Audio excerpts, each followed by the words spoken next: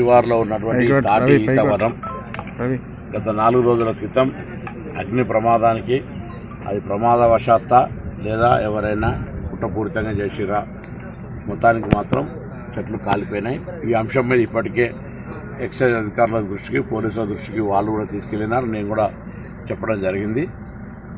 నేను ఎక్సైజ్ శాఖ అధికారులను, ఫైర్ అధికారులను, అదేవిధంగా పోలీసు అధికారులను రాష్ట్ర వ్యాప్తంగా కూడా ఇదొక నేచురల్ ప్రకృతి సంపద. ఎండాకాలంలో ఇవి కూడా ప్రకృతి పరంగా ఎక్కడ కూడా అగ్నికి గురి కాకుండా ఉండే విధంగా చర్యలు తీసుకోవాల్సిన అవసరం ఉంది.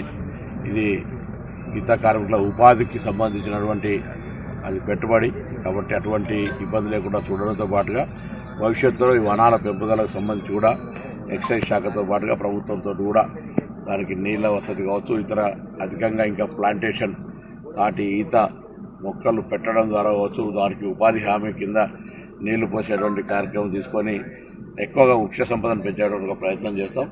ప్రకృతి ద్వారా లభ్యమయ్యే దీన్ని ఎక్కడ కూడా కల్తీ లేకుండా ఇచ్చినట్టయితే అందరికీ ఆరోగ్య రీత్యా కూడా మంచిది. కాబట్టి ఈ యొక్క వృత్తిని కాపాడుకుంటూ ఆ వృత్తిలో పుట్టిన బిడ్డగా దానికి సంబంధించి ఆ ఈత కార్మికులకు ఎటువంటి ఇబ్బంది లేకుండా ఉండే విధంగా చూసుకోవడానికి ప్రభుత్వంలో నా యొక్క బాధ్యతలు నిర్వహిస్తా.